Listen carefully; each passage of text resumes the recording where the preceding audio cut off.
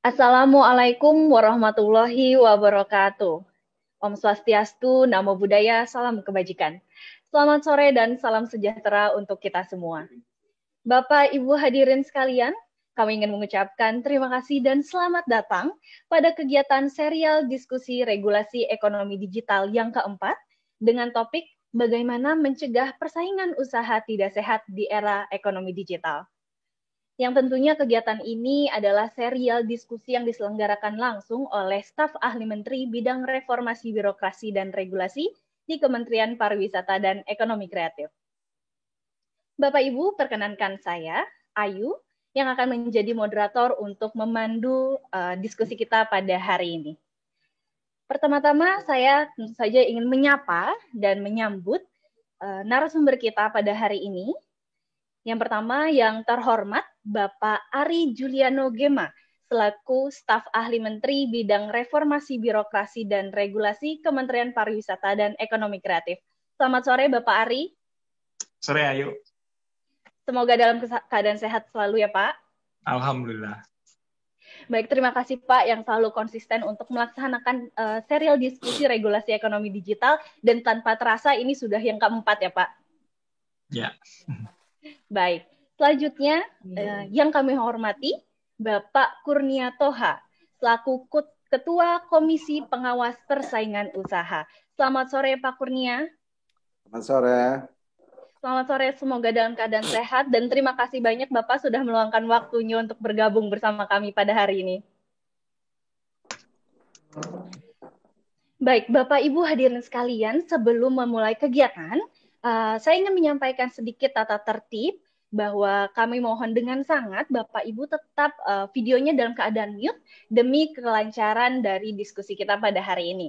Yang kedua, apabila Bapak Ibu ada pertanyaan yang ingin diajukan kepada narasumber, boleh langsung menyampaikan pertanyaannya di kolom chat dengan format pertanyaan yang telah kami berikan di sana. Dan yang ketiga, Bapak Ibu jangan lupa untuk mengisi link feedback atau absen. Ini terkait dengan verifikasi sertifikat peserta Bapak Ibu sekalian. Baik, Bapak Ibu hadirin sekalian, sebelum mulai diskusi, marilah kita mendengarkan sambutan dari staf ahli menteri bidang reformasi birokrasi dan regulasi kepada Bapak Ari Juliano Gema. Kami persilakan. Ya, terima kasih Ayu. Bismillahirrahmanirrahim. Assalamualaikum warahmatullahi wabarakatuh.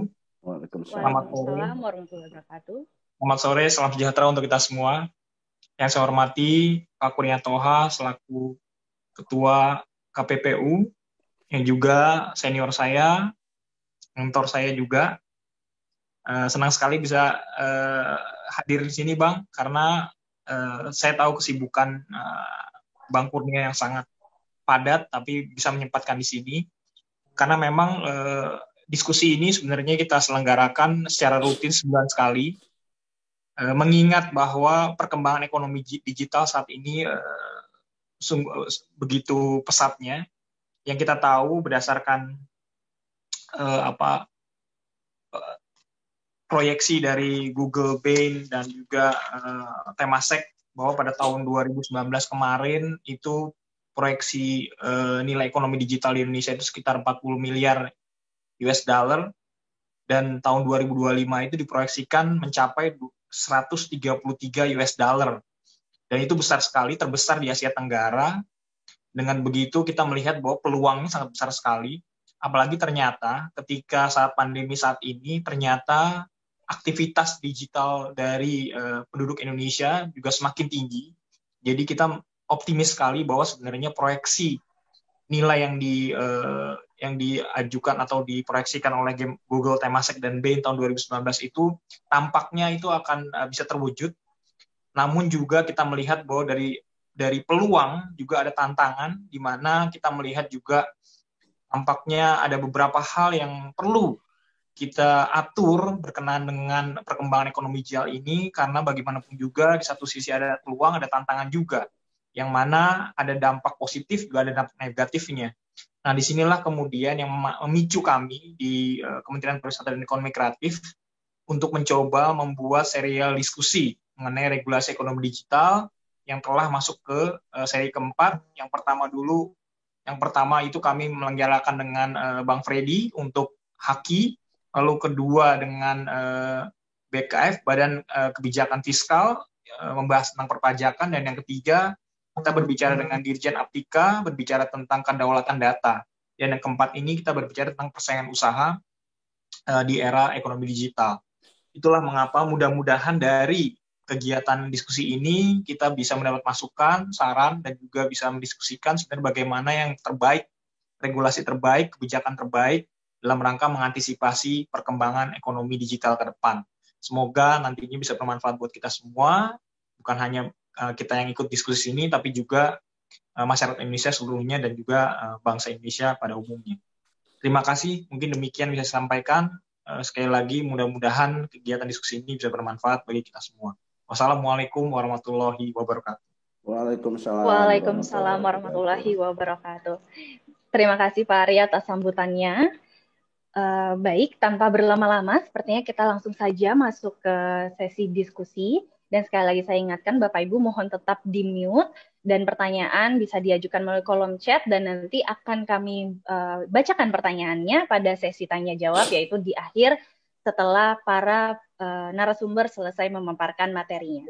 Baik, selanjutnya adalah pemaparan materi dari Ketua Komisi Pengawas Persaingan Usaha yang sekiranya dapat memberikan pencerahan tentunya mengenai tugas fungsi KPPU itu sendiri maupun regulasi-regulasi terkait dengan persaingan usaha khususnya di era ekonomi digital. Kepada Bapak Kurnia Toha, kami persilakan. Terima kasih. Assalamualaikum warahmatullahi wabarakatuh. Waalaikumsalam. Selamat sore, salam sejahtera untuk kita semua. Pertama-tama, terima kasih kepada Kementerian Pariwisata dan Ekonomi Kreatif, khususnya kepada Bapak Ari Yuliano Gema, staf ahli bidang reformasi birokrasi dan regulasi Kementerian Pariwisata dan Ekonomi Kreatif yang telah mengundang saya untuk menjadi narasumber dalam diskusi kita ataupun webinar kita pada sore hari ini. Kebetulan hari ini sudah yang ketiga ini. Jadi lewat Zoom yang ketiga. Nanti saya ini sendiri aja ini bahannya. Nanti saya share sendiri jadi bisa saya ke ininya. Tadi pagi jam 10 sidang, kemudian jam 1 sidang lagi. Ini Zoom ini membuat sebenarnya lebih bisa lebih efektif kita bekerja. Saya agak kurang enak badan tapi masih bisa kerja lah ini karena bisa di rumah ya, nggak perlu datang ya. Tiba-tiba flu aja ininya. Kalau di luar udah dikira COVID. Untung udah kita KPPU sudah jalan 3 minggu ini sudah work from home kita. Jadi mendahului DKI dan hari kita ininya. Karena di komplek kantor kita banyak yang terkena, bukan di KPPU-nya. Kita ada 3 kantor di komplek kita itu. Kebetulan banyak yang kena, jadi kita untuk menghindar kita putuskan work from home. Baiklah, saya coba untuk menjelaskan beberapa hal ininya. Ini saya kok nggak bisa ya ininya nge-share ini saya ya. Karena di disable oleh host katanya. Bisa diinikan sehingga saya bisa nge-share ininya.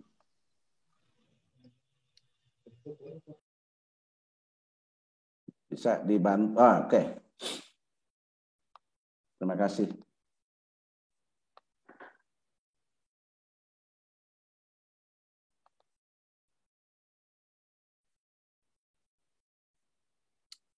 Nah, sebelum masuk ke substansi yang berkaitan dengan digital, perlu saya uraikan sedikit ya mengenai hal-hal yang berkaitan dengan persaingan usaha dan KPPU karena kita tidak tahu ini ya masyarakat yang mengikuti webinar ini, jadi tentu banyak yang sudah paham, tapi agar yang belum paham bisa mendapatkan informasi juga, maka saya mulai dari hal-hal yang prinsip mengenai persaingan usaha. Nah, jadi KPPU berdasarkan Undang-Undang Nomor 5 tahun 99 itu mempunyai 3 tugas. Gitu. Tugas pertama tentu kita adalah menegakkan Undang-Undang Nomor 5 tahun 99 tersebut.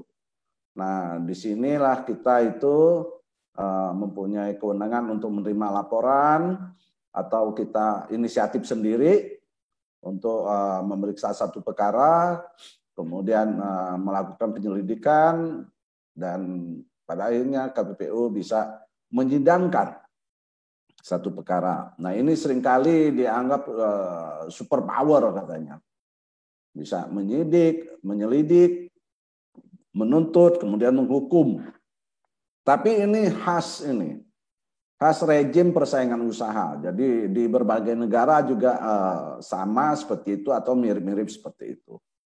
Kemudian yang kedua, kita diberi amanah untuk melakukan penilaian merger dan akuisisi. Nah, merger dan akuisisi ini adalah salah satu cara berkembangnya ya suatu perusahaan. Kalau dia berkembang secara internal itu agak lama. Nah, melalui merger dan akuisisi bisa lebih cepat, bisa memperlebar pasar, bisa mensinergikan keahlian, macam-macam. Jadi manfaatnya banyak merger dan akuisisi itu. Namun bisa juga mempunyai manfaat yang negatif. Nah, kalau mempunyai manfaat yang negatif dalam arti akan mematikan persaingan, akan mengurangi persaingan secara signifikan, maka dia harus dicegah. Gitu. Nah, makanya ini KPPU diberi kewenangan itu. Kemudian yang ketiga adalah memberikan saran dan pertimbangan kepada pemerintah pada apakah sebelum pemerintah membuat satu kebijakan atau sesudah. Jadi kalau ada kebijakan-kebijakan yang tidak sesuai dengan prinsip-prinsip persaingan usaha dan tidak mempunyai alasan-alasan yang bisa dibenarkan, itu maka KPPU diberi amanah oleh Undang-Undang Nomor 5 untuk memberikan saran dan pertimbangan ya, kepada pemerintah. Nah, pada periode ini, komisioner tahun 2018 sampai 2023 ini, kami sudah mengambil sikap bahwa kita lebih bagus untuk mencegah. Karenanya kami lebih terbuka kepada pemerintah maupun pelaku usaha untuk mendiskusikan kebijakan-kebijakan yang sebelum diambil kebijakan itu, sehingga kita tidak perlu bersilang pendapat di ruang publik ya, atau di media massa. Nah, pengalaman kami hampir 2,5 tahun ini ternyata itu cara yang paling efektif, sehingga tidak ada pertentangan yang keras antara KPPU dengan pemerintah maupun dengan berbagai pelaku usaha. Nah, dampaknya memang jadi kurang berita. Jadi saya pernah ditanya itu ditanya bahkan di ini bahwa KPPU periode ini kurang gregetnya gitu. Ya, saya sampaikan bahwa kita memang agak menghindar dengan publikasi gitu. Kita mencoba mengambil langkah-langkah pencegahan. Karena kalau kita banyak publikasi itu pertama itu tidak efektif, yang kedua tidak kondusif bagi dunia usaha kita untuk berkembang, ya. Karena ungkapan-ungkapan yang tidak perlu. Nah, itu yang kita coba untuk kita hindari. Nah, di samping Undang-Undang Nomor 5 tahun 99, KPPU juga diberi amanah oleh Undang-Undang Nomor 20 tahun 2008 tentang UMKM. Nah, di dalam undang-undang ini maka pemerintah meminta dan ini kan untuk pelaku usaha itu bermitra, yaitu pelaku usaha besar bermitra dengan pelaku usaha menengah dan perusahaan kecil, pelaku usaha menengah bermitra dengan pelaku usaha kecil. Nah, kemitraan ini harus saling menguntungkan. dan dalam kesetaraan. Nah, apabila kemitraan ini berjalan sebelah gitu, ini yang besar mendikte, menguasai, mengontrol, ya semena-mena, mau-maunya sendiri gitu, tanpa melibatkan mitranya, maka itu melanggar Undang-Undang Nomor 20 Tahun 2008 dan PP 17 2013. KPPU diberi amanah untuk mengawasi kemitraan tersebut. Jadi ada dua undang-undang sekarang yang menugaskan KPPU. Yang satu untuk persaingan, yang satu untuk kemitraan. Nah, ini kita lihat perkembangan ekonomi digital ya. Jadi sebelumnya kita lihat, kita perbandingkan bagaimana begitu cepatnya ekonomi digital ini menggantikan kegiatan ekonomi yang sebelumnya ya, kita bilang tradisional juga belum kayaknya. Ini. Jadi sebelumnya kita lihat bandingkan tahun 2009, maka 10 global companies itu adalah ini yang di sebelah kiri kita ini. Jadi ada Exxon Mobil, itu yang terbesar di dunia, kemudian Petrokimia, Walmart. Ini Walmart ini adalah mall ya, mall. Jadi besar di Amerika, itu dia jual barang itu menengah ke bawah lah ini ya, tapi besar ininya. Kemudian Industrial dan Commercial Bank of China, China Mobile, Microsoft, AT&T itu. Ini AT&T dulu sangat besar telekomunikasi di Amerika. Ini Johnson & Johnson ya, ini banyak produknya di kita.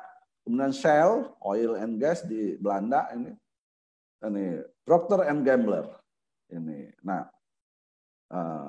Procter & Gamble ya. Nah, ini 10 besar perusahaan dunia. Tapi dengan perkembangan digital, ekonomi digital, maka hampir semua 10 perusahaan besar ini hilang kecuali Microsoft. Ya, jadi di bidang AT&T juga udah sekalah dia. Ini ya. Jadi kemudian berubah jadi Apple, Alphabet, kemudian Microsoft, Amazon, Tencent Holding itu teknologi ya, Berkshire Hathaway, kemudian Alibaba. Nah ini udah terkenal semua nih, pasti Bapak dan ibu-ibu sekalian sudah mengenal nih. Jadi yang tersisa dari 10 itu adalah 2 perusahaan, ya. Jadi Microsoft dan Johnson & Johnson. Selebihnya keluar dari ini, dikalahkan oleh pelaku usaha digital ini.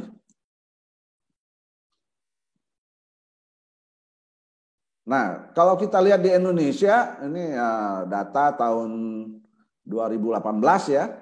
Nah, jumlah transaksi ini digital ekonomi di Indonesia itu sebanyak hampir 25 juta transaksi. Di mana itu sekitar nilainya 17,5 hampir 17,21 triliun ini nilai ya rupiah. Nah pada waktu itu terdapat 1.841 perusahaan digital di Indonesia. Dengan demikian kalau dibagi itu setiap pelaku usaha itu melakukan transaksi itu rata-rata itu nilainya Rp694.000. Nah ini data dari statistik tahun 2019 ya dari BPS itu menunjukkan bahwa tadi disampaikan oleh Pak Ari itu bahwa perkembangan digital ekonomi kita ini akan sangat pesat, akan terbesar di Asia Tenggara, mungkin di Asia. Nah, itu bukan hal yang hanya sekedar prediksi, tidak. Karena memang market kita ini besar sekali. Jadi Indonesia ini adalah merupakan pangsa pasar ya, pasar yang sangat besar karenanya banyak pelaku usaha yang ingin mempunyai akses ke pasar kita. Nah, dengan digital ini akan sangat mudah sekali. Ya. Jadi dia tidak perlu masuk ke Indonesia, dia bisa berdagang. Jadi kalau di Indonesianya ada hambatan-hambatan, maka dia tidak perlu investasi di kita. Ini nggak perlu masuk ke kita, dia bisa melakukan transaksi melalui digital ini, dan dia akan bersaing baik dengan pelaku usaha dari luar negeri maupun pelaku usaha yang sudah ada di Indonesia. Nah, jadi memang market kita ini sangat menggiurkan. Tinggal kitanya aja. Kita mau membiarkan pelaku usaha dari luar, baik yang konvensional maupun yang ini digital, atau kita yang ingin menguasai market itu, bahkan kita bisa ekspansi keluar. Nah, tentu yang kedua yang harus kita jalankan. Nah, jalannya bagaimana supaya itu bisa terjadi? Nggak ada jalan lain, kita harus bersaing. Dan kalau kita bersaing, maka targetnya adalah kita harus menang.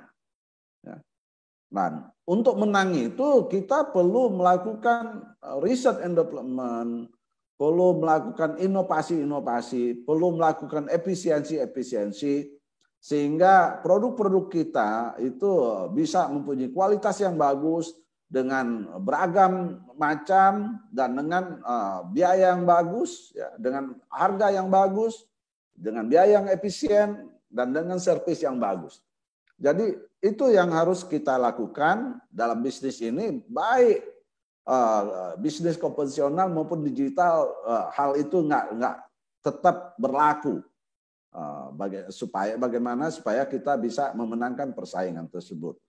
Mau tidak mau, tapi kalau kita nggak melakukan hal itu, tidak mau profesional, tidak melakukan inovasi-inovasi, tidak melakukan efisiensi, tidak memberikan servis yang bagus, maka market kita akan dikuasai oleh pelaku usaha dari luar negeri, termasuk pelaku usaha digital ini.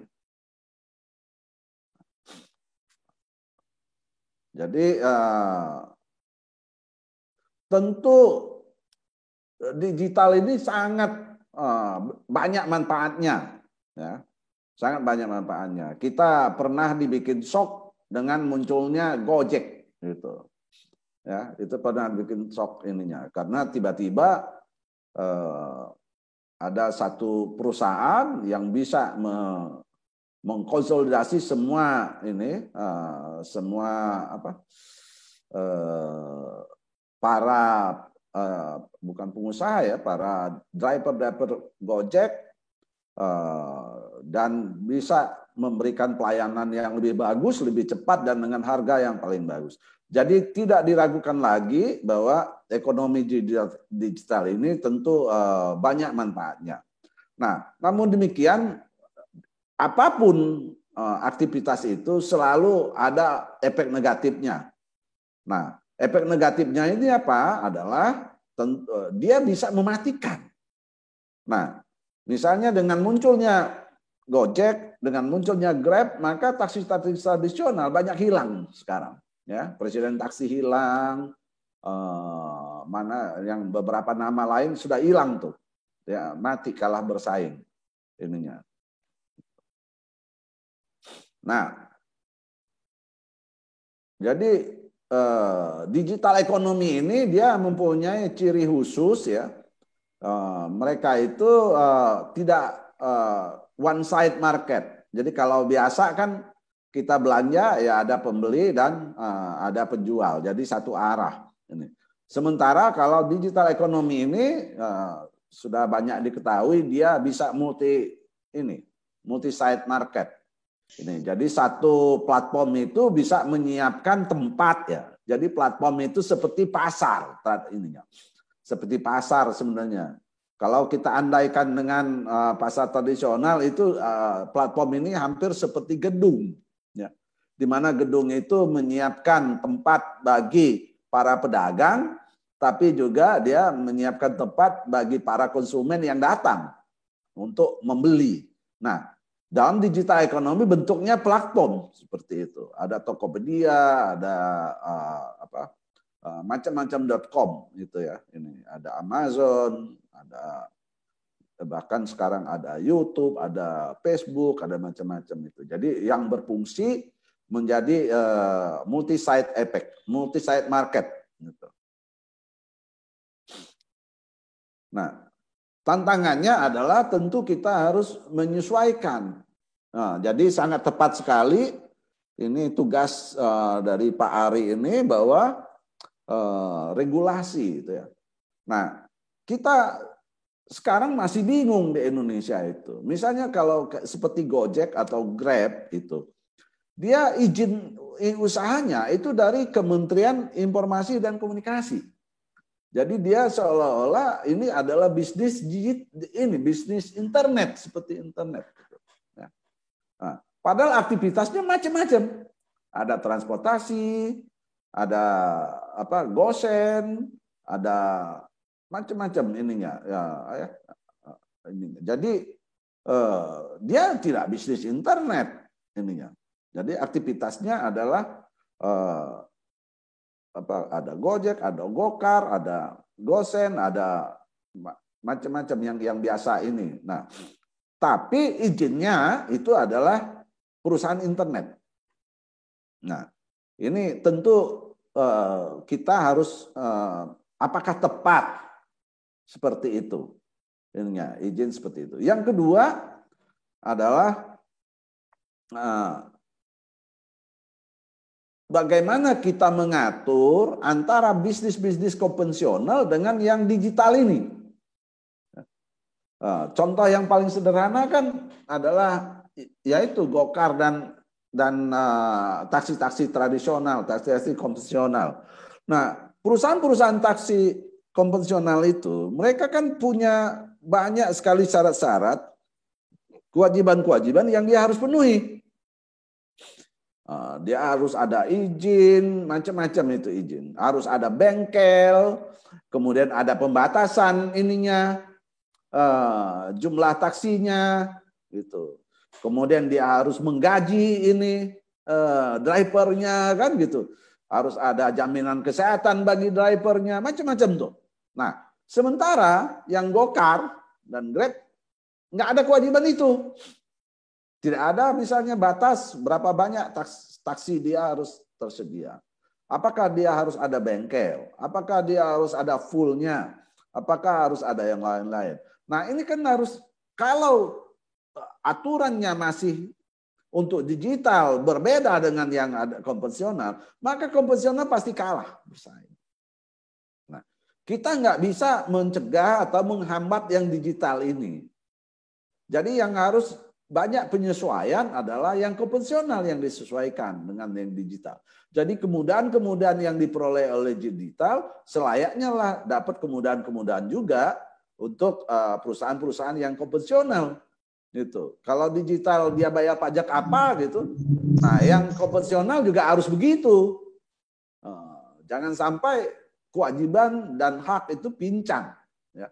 Karena hakikat bersaing adalah orang yang berada pada kondisi yang sama disaingkan. Gitu. Tapi kalau kondisi berbeda bersaing, pasti yang punya syarat-syarat lebih berat itu pasti akan kalah. Karena itu cost semua.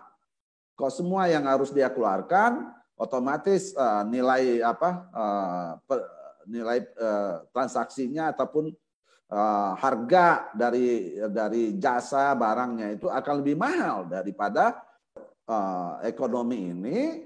Maka definisi pasar juga jadi berbeda. Ya. Selama ini kita selalu mendefinisikan pasar itu berdasarkan produk dan geografi. Nah, sementara yang digital ini geografiknya nggak ada batas. Yang tradisional grafiknya terbatas, menyangkut wilayah tertentu. Jadi menyangkut Jakarta misalnya geografik marketnya, menyangkut Bandung atau Indonesia. Sementara yang digital itu marketnya lebih luas. Kemudian kita bicara produk, gitu. Nah, produknya apa nih? Digital ini produknya banyak. Ininya. Sementara yang ini kan produk, kita bicara produk yang mirip-mirip. Ya. Jadi di dalam persaingan itu yang di pasar produk itu adalah pasar produk yang bersaing atau substitusinya. Ya. Jadi ibarat kalau kita bicara apakah rokok Gudang Garam bersaing dengan rokok Samsu. Nah, secara sederhana orang mungkin bilang bersaing, tapi kalau dalam bidang persaingan belum tentu. Itu harus ada pengukuran-pengukurannya untuk menentukan ini barang bersaing atau tidak. Nah, begitu juga yang menjadi patokan dalam pasar yang konvensional adalah harga. Kita memperhatikan harga. Nah, karena harga yang dibayar. Sementara dalam pasar digital ini ada service-service yang gratis, tidak bayar. Nah, ini tentu akan berpengaruh ya, karena definisi pasar itu akan berpengaruh terhadap posisi dominan, ya. Dia dominan atau tidak ininya. Nah, semakin besar pasar maka akan semakin kecil ini pangsa pasarnya, sehingga dia tidak dominan. Nah, karenanya menjadi tidak bisa saja dia menjadi yang menurut bisnis konvensional adalah pelanggaran terhadap persaingan usaha, tapi kalau dilihat dari ini digital mungkin nggak masuk karena dia marketnya jadi kecil ininya. Begitu juga karena marketnya kecil, merger jadi nggak ada masalah karena kemungkinan tidak akan berdampak. Gitu. Nah, itu hal-hal yang KPPU juga harus mengadakan penyesuaian-penyesuaian, harus banyak belajar karena dengan perubahan ini aktivitas bisnis dari konvensional menjadi digital ini, maka doktrin-doktrin ya, metode-metode yang dipakai secara selama ini itu harus mengalami penyesuaian-penyesuaian dengan adanya ekonomi digital ini.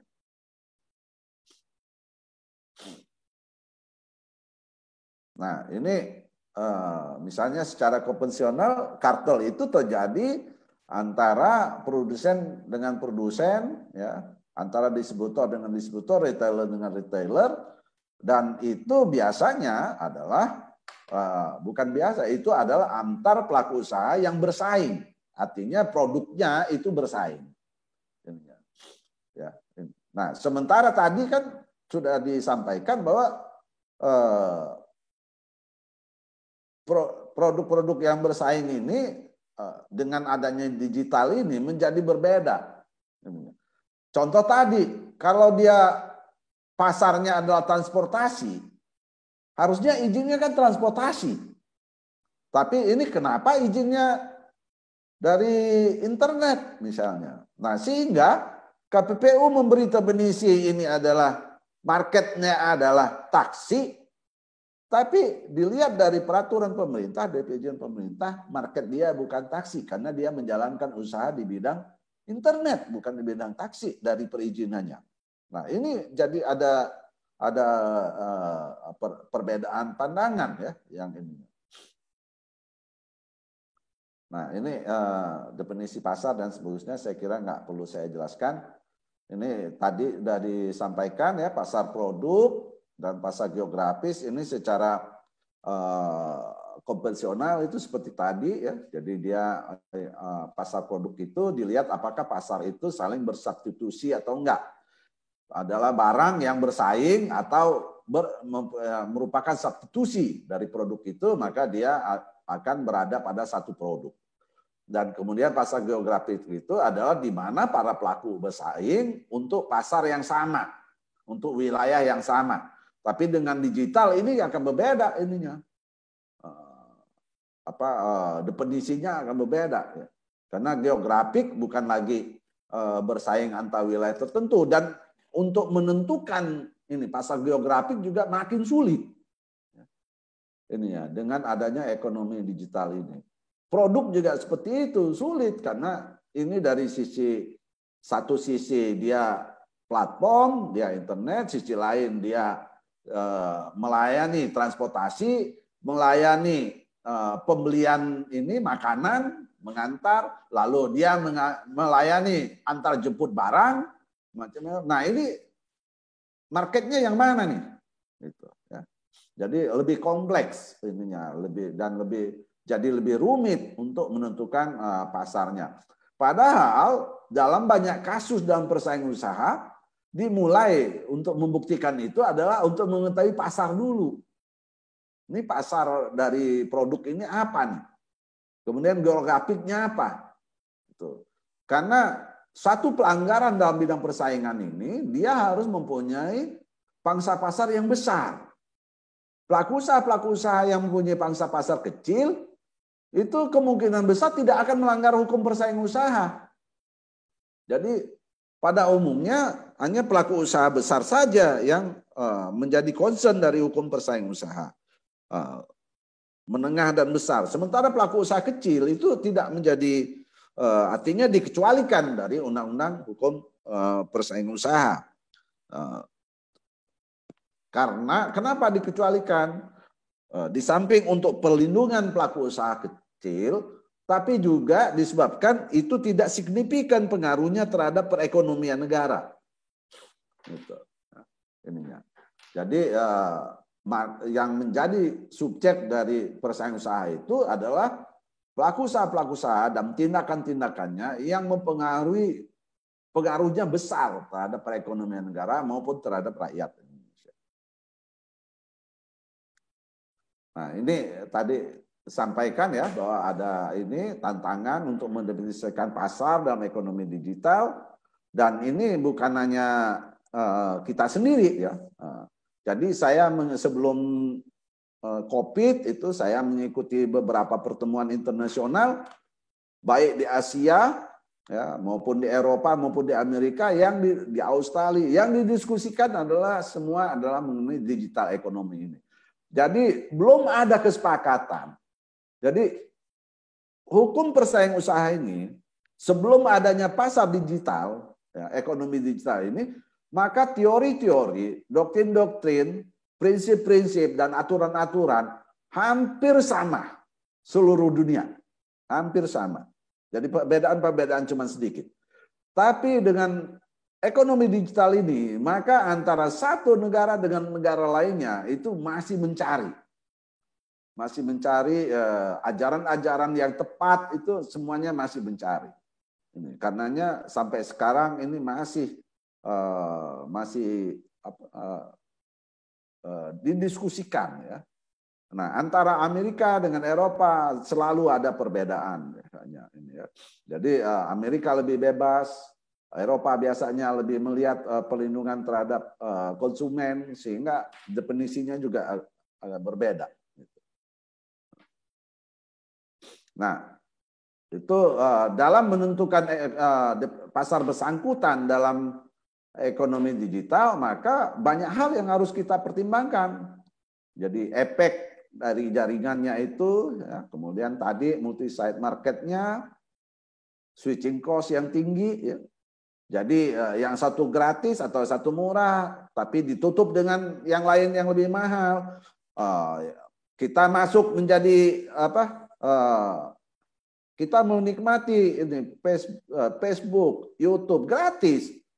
Tapi cost-nya dari mana sih dia dapat? Dari iklan misalnya. Atau kita banyak bergabung dengan bisa mempelajari banyak hal dari YouTube misalnya ya. Dan gratis, tapi kemudian melalui YouTube itu dia juga mencoba agar kita mengikuti produk-produk lainnya yang berbayar. Gitu. Nah, kenapa? Yang di sini gratis, tapi cost-nya itu ditutupi oleh produk-produk yang berbayar lainnya tadi. Kemudian skala ekonominya juga harus diperhatikan. Kemudian data. Ya. Data ini bisa saja ini yang dianggap sebagai pasarnya adalah datanya itu. Nah, jadi dia menjadi dominan karena dia menguasai data. Itu nilai-nilai untuk melihat ini menjadi berbeda dengan ekonomi yang biasa, di mana ekonomi biasa selalu kita hanya melihat pasar produk dan pasar geografik. Tapi dengan ekonomi digital banyak hal yang harus kita perhatikan sebelum kita menentukan ini termasuk pasar apa nih.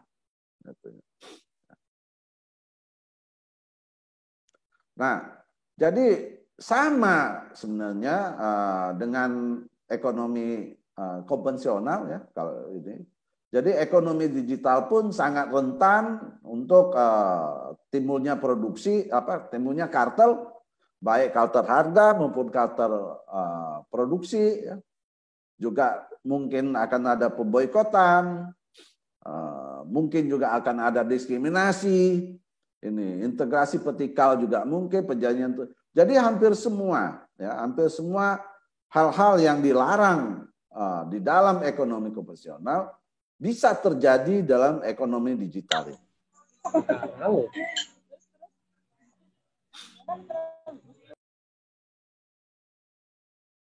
Jadi ini perusahaan-perusahaan yang mempunyai akses ke atau mengontrol data ya, dan juga menguasai jaringan, maka dia juga mempunyai kekuatan pasar yang besar di dalam ekonomi digital ini.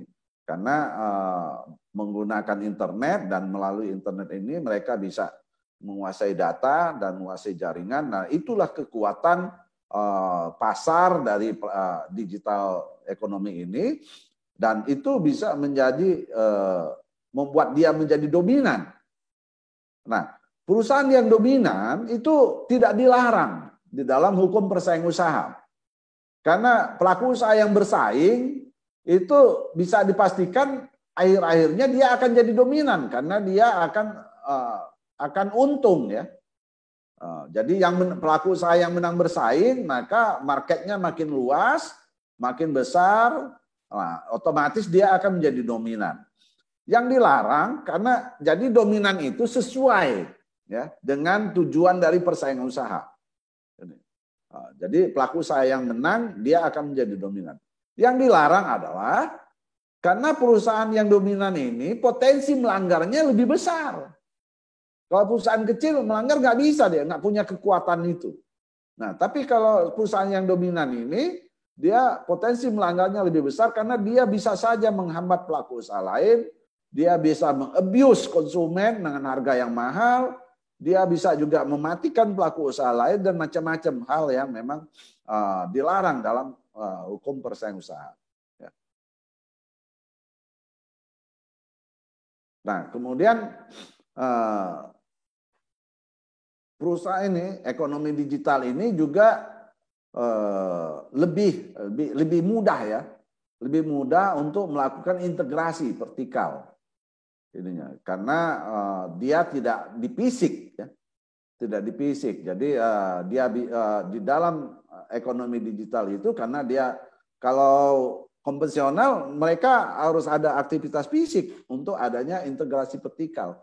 Tapi kalau dalam ekonomi digital cukup masuk ke dalam platform, maka itu sudah bisa terjadi.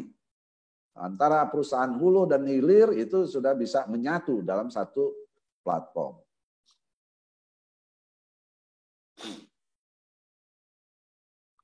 Nah, ini pengendalian merger and acquisition terhadap kekuatan pasar platform digital. Nah, terus terang kita belum punya pengalaman ini. Ya, untuk ada notifikasi perusahaan-perusahaan internet itu, tapi mereka tidak mempunyai market yang sama. Dan kebanyakan juga masih perusahaan-perusahaan masih kecil. Sehingga itu belum menjadi problem dari hukum persaingan usaha kita. Nggak tahu nanti kalau ada yang besar-besar bergabung, nah baru menjadi masalah. Ininya. Jadi sebenarnya dalam merger and acquisition ini secara prinsip sama. Ya. Jadi yang berbahaya itu kalau perusahaan besar dengan perusahaan besar bergabung. Sehingga dia bisa memonopoli atau setidak-tidaknya dia menjadi dominan. Nah, kalau ini mengakibatkan matinya persaingan atau berkurangnya secara cukup besar persaingan, maka itu sebenarnya yang dilarang di dalam hukum persaingan usaha. Nah, problemnya di kita sebenarnya adalah Indonesia itu masih menganut post merger notifikasi. Artinya pelaku usaha merger dulu, silakan lakukan merger dulu, silakan akuisisi dulu. Sebulan kemudian, sebulan setelah resmi secara yuridis, dalam waktu sebulan setelah resmi secara yuridis, dia mempunyai kewajiban untuk melaporkan kepada KPPU. Nah, kalau dari hasil pemeriksaan KPPU itu ternyata ini berpotensi sangat besar mengurangi persaingan ataupun mematikan persaingan, maka seharusnya merger itu dibatalkan. Nah, bisa kita bayangkan orang sudah merger, lalu kita batalkan. Itu sudah banyak habis waktu, udah banyak habis uang. Itu perusahaan bisa langsung, kalau dia perusahaan pasar modal bisa langsung hancur tuh sahamnya. Kalau tiba-tiba dibatalkan oleh KPPU. Nah, karenanya sebenarnya kita sudah 10 tahun ini KPPU mengusulkan agar rejim yang kita anut itu jangan post merger tapi pre merger. Jadi di dunia itu Indonesia aja yang menganut post merger notifikasi. Selebihnya itu udah pre merger semua. Tadinya Thailand juga post merger tapi sekarang sudah berubah jadi pre merger notifikasi. Artinya sebelum merger dan akuisisi sudah minta pendapat dulu kepada otoritas persaingan apakah ini melanggar persaingan apa enggak sehingga bisa dicegah kerugian yang besar. Nah, karenanya sampai sekarang juga KPPU belum pernah membatalkan merger dan akuisisi. Paling-paling KPPU itu memberikan syarat gitu. Oke, boleh tapi dengan syarat begini.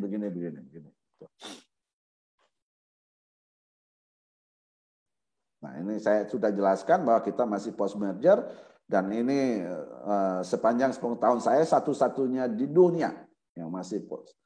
Waktu bikin dulu masih cocok. Gitu. Waktu kita bikin tahun 99 negara dalam keadaan krisis, kalau orang mau merger lapor dulu ke KPPU udah telat. Nah, karenanya udah nanti aja lah merger aja dulu, habis itu baru lapor. Tapi dalam keadaan normal sebenarnya itu ini apa? Sebaiknya itu pre-merger notifikasi. Tapi dalam keadaan COVID seperti sekarang ini juga dan KPPU sudah melakukan relaksasi, jadi memperpanjang lah masa laporan itu ya. Karena sekarang kan 1 bulan 30 hari setelah resmi, nah ini KPPU sedang hampir selesai peraturannya, kita akan mengeluarkan satu peraturan yang memperpanjang masa laporan ini, karena dengan adanya COVID ini maka tentu banyak halangan ininya. Jadi nggak bisa cepat dia melapor ke kita itu karenanya akan kami perpanjang itu masa laporannya. Karena kalau dia telat melapor, hukumnya bilang sehari 1 miliar dendanya. Dan maksimum 25 miliar. Nah ini perusahaan-perusahaan lagi susah kita jatuhkan sanksi lagi, ini bagaimana? Nanti kita seolah-olah nggak memahami, nggak ada empati terhadap kondisi perekonomian kita. Tapi undang-undang bilang begitu. Ini bagaimana? Nah, karenanya kita mengambil jalan itu kita penghitungan 30 harinya setelah 30 hari lah, gitu, misalnya. Gitu ya. Belum final, tapi draftnya sudah final, tinggal di finishing lagi. Gitu. Nah, ini tadi sudah sampaikan ya, ini 30 hari setelah cara yuridis efektif, dendanya 1 miliar per hari, ininya maksimum 25 hari. Nah, kalau kita sebenarnya KPPU nggak pernah menerapkan rumusan seperti ini. Karena ini dasarnya adalah menjatuhkan sanksi itu harus didasar kepada rasa keadilan, bukan kayak hitung-hitung matematik. Kalau ini kan 1 hari 1 miliar, kalau maksimum 25 miliar. Nah kalau dia rata-rata terlambat itu lebih dari 30 hari pelaku usaha kita itu. Nah kalau dia rata-rata di atas 30 hari, berarti kena denda 25 miliar semua dong. Kalau hitungan seperti ini ya. Nah tapi kami nggak menerapkan hitungan 1 hari per 1 M, lalu paling banyak 25M, tapi tetap kita lihat rasa keadilannya bagaimana nih. Gitu. Sudah kita kasih denda ringan juga, masih banding juga, masih keberatan juga ke PN, ke Mahkamah Agung. Ya, tapi itu hak ya, dipersilahkan aja. Ini denda juga bukan untuk KPPU, itu masuknya ke negara ya. Tentu tujuan denda ini adalah agar nggak melanggar lagi ke depannya. Tapi ini terlampau kecil, jadi nggak takut orang. Pelaku usaha nggak takut dia ininya. Dan dibandingkan dengan aturan-aturan yang sama di negara lain, kita termasuk kecil ya. Ini Grab aja kena di Singapura itu 25 juta ya, 25 juta Singapura, dolar Singapura. Itu kaliin aja tuh jadi berapa tuh? Ininya. Ada pelaku usaha kita juga dikasih denda oleh Otoritas Persaingan Usaha Australia hampir 250 miliar. Tapi kalau mereka melanggar di kita, mentok-mentok paling banyak 25 miliar. Nah ini kan tentu perlu penyesuaian ya ininya, supaya mempunyai efek jerah dan juga supaya adil. Jangan pelaku usaha kita dikenakan denda mahal, tapi di dalam negara kita mau ngenain mahal nggak bisa, terkendala aturan yang cuman menyatakan itu maksimum 25 miliar. Nah, kemudian ini kemitraan ya. Dalam digital ini juga terjadi nih persoalan ini, dalam industri digital kemitraan ini yang sudah pernah diputus dan masih berproses itu ya adalah dan sekarang ada demo-demo juga itu. Jadi driver, mitra driver merasa diperlakukan tidak adil gitu ya oleh mitranya ininya, dan mereka lapor ke KPPU. Nah, itu jadi pelanggaran terhadap Undang-Undang Nomor 20 2008 terjadi baik terhadap pelaku usaha konvensional maupun pelaku usaha digital. Itu sama saja, ini prinsipnya sama. Malah untuk kemitraan ini lebih clear ya, lebih clear. Karena tidak banyak berubah ininya, definisinya itu nggak banyak berubah. Karena dalam kemitraan ini yang dilarang adalah kalau mitra yang besar itu memperlakukan mitra yang kecil itu seundang-undang, ya, seundang-undang gitu. Jadi itu tidak ada pengaruhnya, baik itu digital maupun non digital sebenarnya. Metodenya aja mungkin yang beda ininya. Metode kesewenang-wenangannya itu memperlakukan pelaku usaha menengah atau pelaku usaha kecil, kalau dia pelaku usaha besar itu secara tidak imbang ya, tidak imbang. Itu pelanggaran dalam kemitraan ini. Mohon izin Pak Kurnia, mengingat waktu boleh sedikit dipercepat karena masih ada presentasi dan pertanyaan Pak. Terima kasih. Terima kasih ya. Nah, ini pola kemitraan saya percepat, ada inti plasma, subkontrak, waralaba, perdagangan umum, kerjasama dan lain-lain ya, bagi hasil banyak ini. Intinya kan ini kemitraan ini partnership ya, ini kerjasama ya. Dan tapi yang kita maksudkan kemitraan ini lebih banyak antara pelaku usaha besar dengan pelaku usaha menengah, antara besar dengan kecil, menengah dengan kecil, itu yang lebih. Jadi kami lebih konsentrasi ke ini untuk pelindungan pelaku usaha kecilnya. Nah, ini dalam kemitraan ini juga dendanya 10 miliar. Tapi yang lebih ini itu bisa dikenakan sanksi pencabutan izin. Jadi ini cukup besar. Nah, ini kan Undang-Undang Nomor 20 tahun 2008 ya, ini sudah lama ini. Jadi sebelumnya KPPU itu cuman ini sosialisasi aja ini. Seminar. Nah, baru pada tahun 2018 kami mengambil model yang lain, yaitu dengan jalan turun langsung melihat bagaimana kemitraan ini berjalan. Tadi sudah disampaikan ya, jadi bisa dengan pencabutan izin, tapi pencabutan izin ini nggak langsung. Jadi di amarnya supaya dicabut, tapi yang melaksanakan instansi yang berwenangnya. Tapi instansi yang berwenang harus melaksanakan itu. Ya. Dan denda uangnya bisa 10 miliar. Nah, saya kira itu yang bisa saya sampaikan. Lebih kurang saya minta maaf. Wassalamualaikum warahmatullahi wabarakatuh. Waalaikumsalam warahmatullahi wabarakatuh. Terima kasih banyak Pak Kurnia atas pemaparannya. Mohon maaf Ya. karena keterbatasan waktu nih. Memang begitu. Memang begitu. Ya. Baik, terima kasih Pak. Ya. Bapak Ibu hadirin sekalian, mungkin langsung kita lanjutkan saja ke pemaparan kedua dari staf ahli Menteri Bidang Reformasi Birokrasi dan Regulasi kepada Bapak Ari Juliano Gema. Kami persilakan. Ya, terima kasih Ayu. Terima kasih Pak Kurnia Toha tadi atas pemaparannya. Sedikit banyak kita mendapat gambaran bahwa memang demikian kompleksnya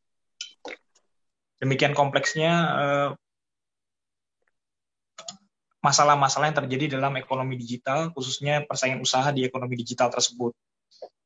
Mungkin tadi udah disampaikan semua sama Bang Kurnia Toha tentang bagaimana hal-hal krusial apa, isu-isu apa yang sudah masuk ke sana. Saya mungkin akan hanya sedikit menambahkan dan mempertajam, gitu ya.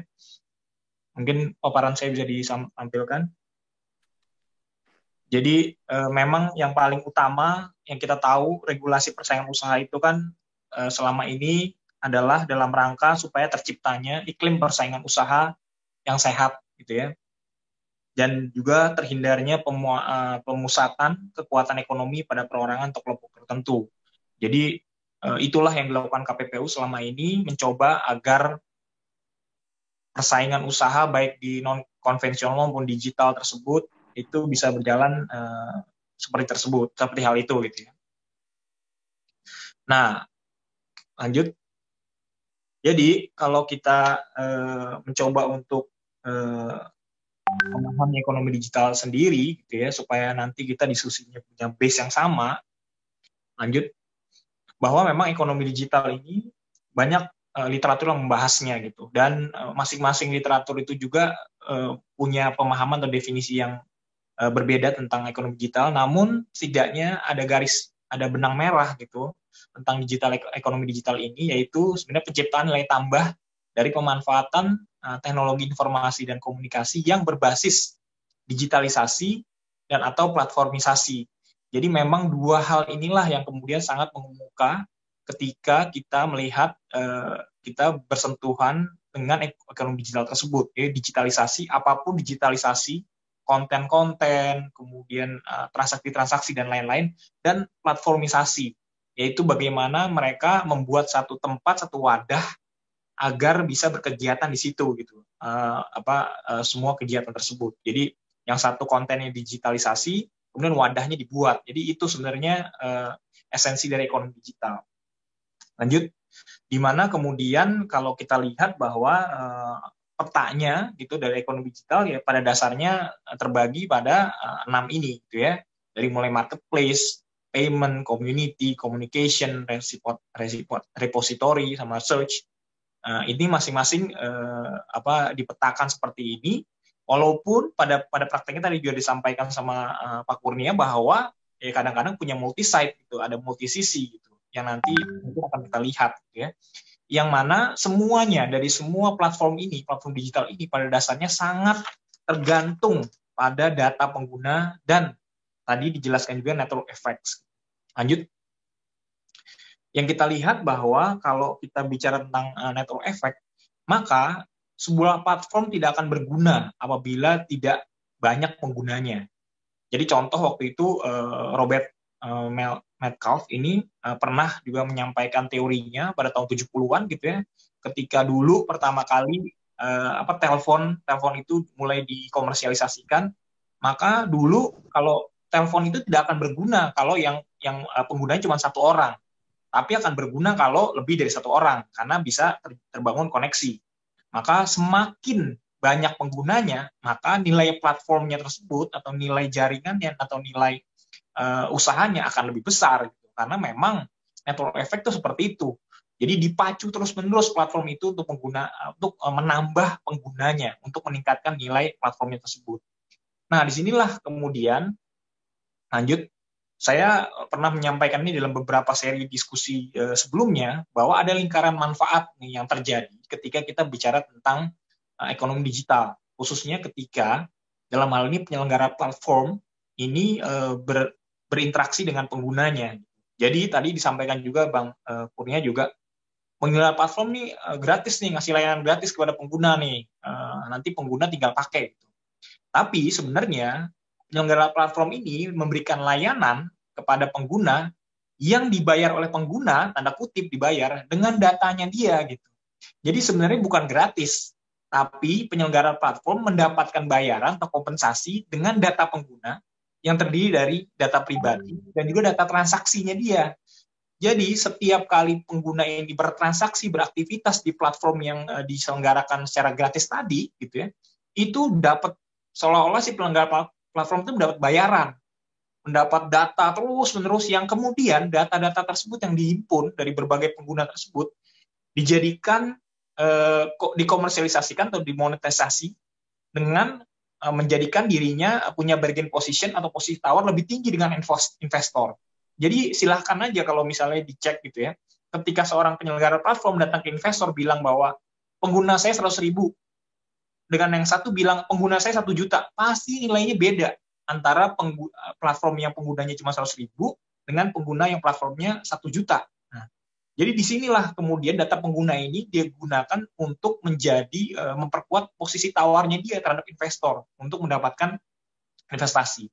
Dan yang kedua, dalam hal pengembangan usaha, tentu saja tadi kita sering mendengar data pengguna ini monetisasi gitu ya, dengan cara nantinya untuk dibuat algoritma dalam biasanya untuk merujuk pada iklan digital dan segala macam itu, yang nantinya ujung-ujungnya akan berikan manfaat ekonomi kepada penyelenggara platform.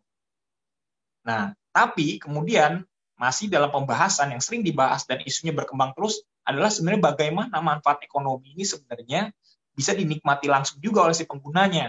Karena kan penggunanya ini nggak gratis sebenarnya dia pakai platform itu. Dia bayar dengan datanya dia gitu. Nah, ini kemudian kan isu-isunya kayak misalnya kalau di YouTube gitu ya, bahwa si penggunanya ketika dia misalnya dia membuat video di YouTube, lalu kemudian videonya dimonetize, nah kan kemudian ada AdSense kemudian dapat sedikit bayaran dari pengguna. Nah, ini sering diprotes, maksudnya sering juga dipermasalahkan, kok kecil banget, padahal misalnya viewernya dia udah 10.000 ke atas, atau 100.000, 1 juta, gitu, segala macam gitu. Tapi ternyata kok perhitungannya kecil sekali, karena memang ada perhitungan-perhitungan kayak CPM, cost per miles, dari yang harus dibagi dengan AdSense-nya tersebut, di mana kalau dibandingkan dengan Australia, katanya CPM kita tuh 1/5 dari Australia, sehingga secara simpelnya kalau YouTuber Indonesia itu bayarannya pasti lebih kecil dari YouTuber Australia pada view yang sama gitu. Nah, ini kan ada satu ketimpangan juga gitu loh. Ini juga satu PR buat persaingan usaha. Kok bisa gitu misalnya pengguna Indonesia yang begitu tadi dibilang banyaknya penggunanya, banyak marketnya, tapi ternyata pas kita ngomong soal AdSense, itu ternyata lebih kecil dapatnya dari Australia, yang negara tetangga kita, yang marketnya kecil sekali gitu. Nah, di sini kemudian memang jadi akhirnya jadi permasalahan. Nah, lalu kemudian itulah mengapa lanjut tadi juga disampaikan oleh Pak Kurnia bahwa ya benar, ungkapan data is the new oil ini benar sekali gitu. Sebagaimana tadi Bang Kurnia juga sampaikan, pada tahun 2009 saya lihat 2 perusahaan teratas, yaitu ExxonMobil dan PetroChina, ini menduduki peringkat teratas 2009. Tapi di 2018 itu ternyata Apple, Alphabet, Microsoft, dan Amazon itu yang menempati peringkat paling atas. Jadi perusahaan minyak dengan perusahaan IT yang berbasis data ini ternyata bersaing, perusahaan minyak ini digantikan oleh perusahaan IT yang memang berbasis data. Jadi tidak salah menurut saya, memang ternyata data is the new oil gitu. Yang sama-sama ditambang. Perusahaan minyak itu menambang dari perut bumi, sedangkan perusahaan IT ini menambang dari para penggunanya gitu. Jadi ini satu yang perlu kita juga perlu kita perhatikan mengenai data ini yang ternyata sangat penting sekali dan bermakna sekali buat perusahaan-perusahaan di bidang IT. Lanjut. Itulah mengapa tadi juga dijelaskan oleh Bang Kurnia juga bahwa kalau kita bicara tentang ekonomi digital, ya udah persaingan usaha di ekonomi digital ini akan sangat erat sekali kaitannya hukum persaingan usahanya, perlindungan datanya, dan perlindungan konsumennya. Jadi 3 hal ini menurut saya kalau kita ngomong ekonomi digital tidak akan pernah bisa dilepaskan satu sama lain. Sehingga perlu sangat diperhatikan atau dipertimbangkan dalam setiap mengambil tindakan. Lanjut. Nah, tadi juga Bang Kurnia juga sudah menyampaikan mengenai isu krusial gitu. Yang saya lihat juga sedikit banyak hampir sama gitu. Cuma memang saya ada menekankan di klausula baku di perjanjian nih. Lanjut. Di mana isunya adalah sebenarnya kalau kita lihat syarat dan ketentuan yang ditentukan oleh penyelenggara platform itu kan pada dasarnya perjanjiannya yang berisi klausula baku yang harus disetujui oleh pengguna platform apabila mau menggunakan layanan platform tersebut gitu. Nah, seringkali SNK ini berisi klausula baku yang dilarang dalam Undang-Undang Perlindungan Konsumen. Khususnya mengenai satu, pengalihan tanggung jawab pelaku usaha. Dan yang kedua, aturan tambahan atau perubahan aturan dalam SNK yang ditetapkan secara sepihak oleh pelaku usaha. Jadi, kadang-kadang seperti itu, bahwa ya mau tidak mau Anda harus setuju kalau ada perubahan.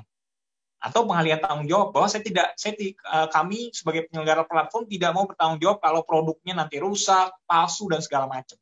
Nah, kita lihat. Lanjut. Nah, kalau misalnya penyelenggara marketplace tersebut itu mengalihkan tanggung jawab pada penggunanya dan tidak mau bertanggung jawab, misalnya kalau produknya itu asli atau bajakan, itu dia nggak mau bertanggung jawab dan tidak membuat mekanisme penapisan atau penyaringan gitu ya, produk-produk yang diperjualbelikan, nanti makanya si konsumen ini pada akhirnya pedagang produk asli pasti kalah bersaing dengan produk bajakan yang harganya pasti lebih murah. Dan ini terjadi. Teman-teman, kalau kami di Kemenparekraf sering banget mendapat keluhan dari teman-teman penerbit buku khususnya, di mana mereka jelas-jelas ketika penerbit buku punya lapak online di toko online tersebut, tiba-tiba ada masuk pedagang-pedagang menjual buku yang sama, tapi ternyata bukunya tersebut palsu atau bajakan dan dibiarkan gitu. Nah, ini bermasalah karena nggak fair. Pedagang asli pasti kalah dengan pedagang produk bajakan.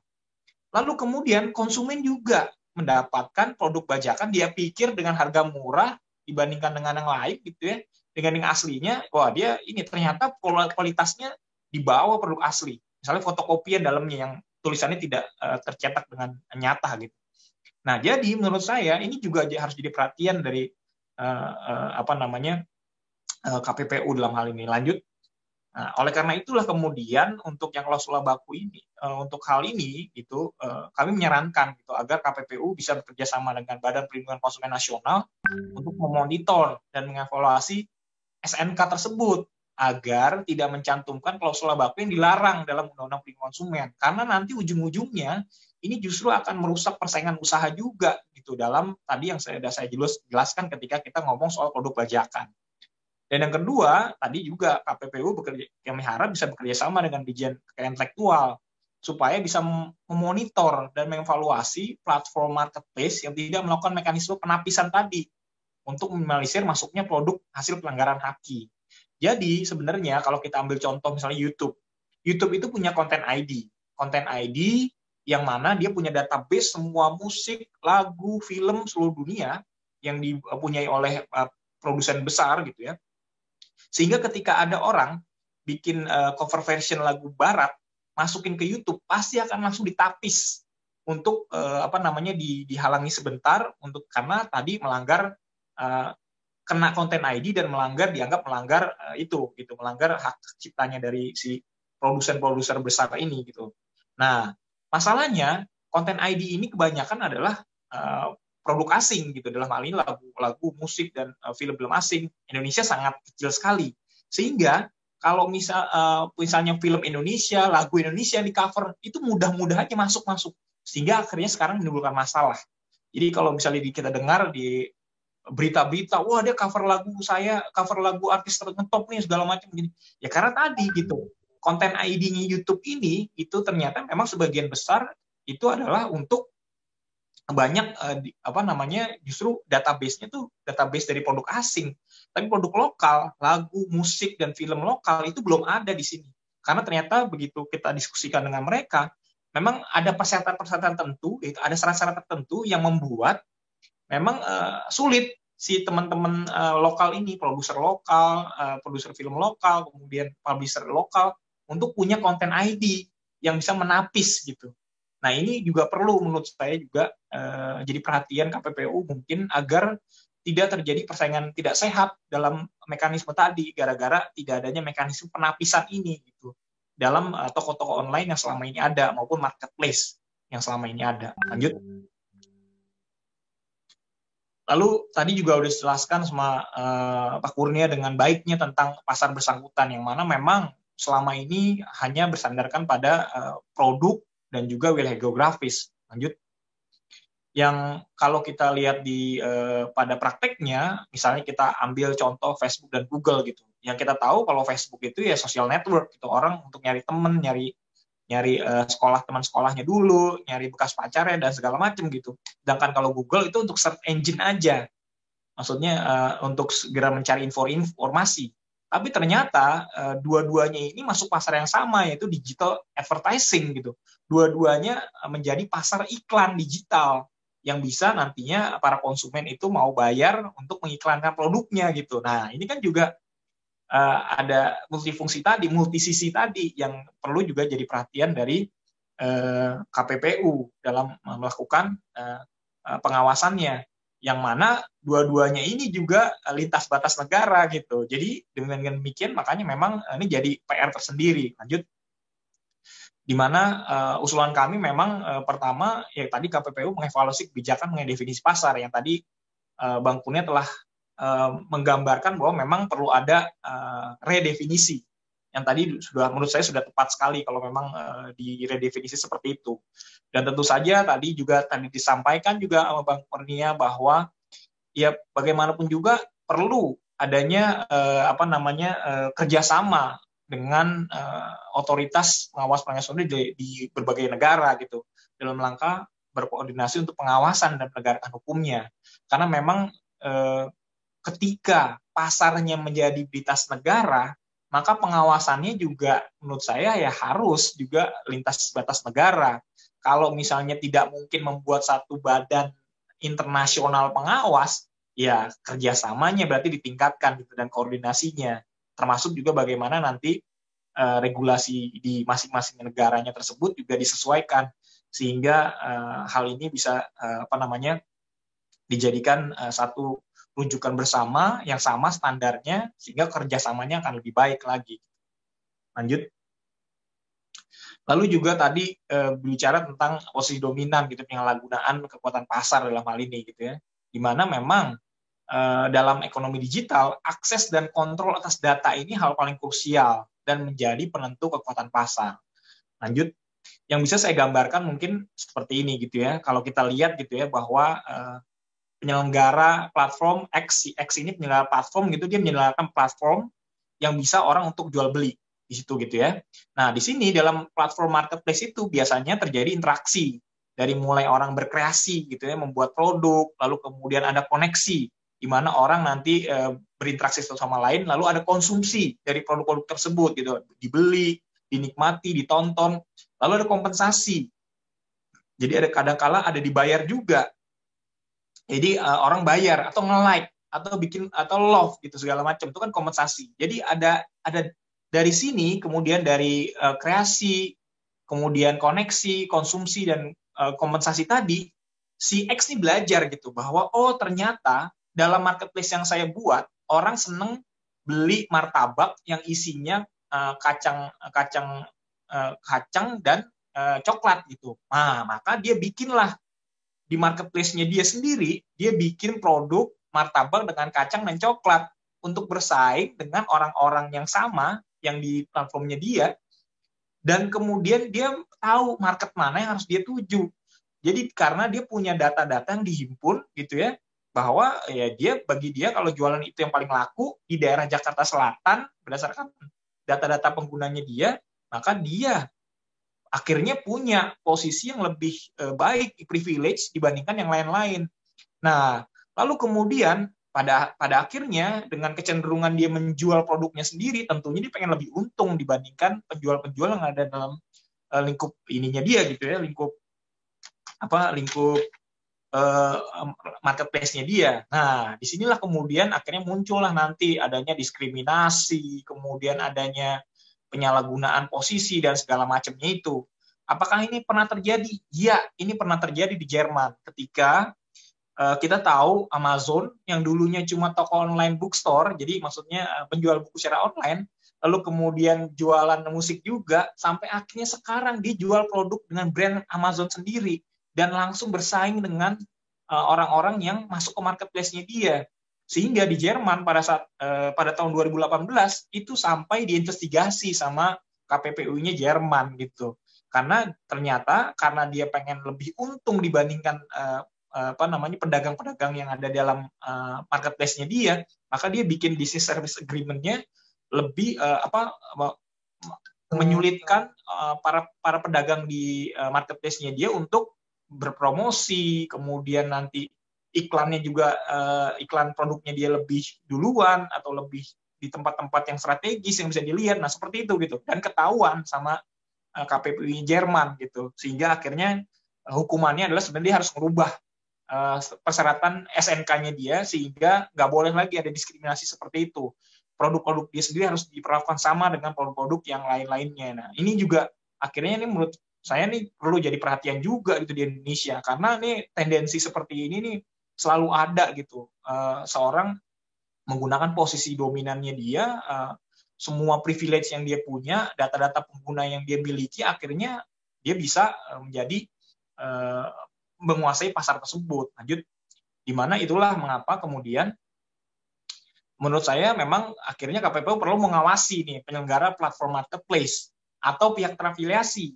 Jangan-jangan kalau tadi Amazon berani dia pakai namanya sendiri, tapi mungkin saja kemudian Amazon bisa aja dia bikin anak perusahaan di mana orang jadi nggak tahu itu anak perusahaannya Amazon atau manajemennya gitu yang tahu data-data pribadi, jadi insider trading gitu, dia tahu data-data pribadi, data-data penggunanya, akhirnya dibikin sendiri gitu perusahaan dan jual produknya di situ dengan menggunakan data-data yang dia miliki tersebut.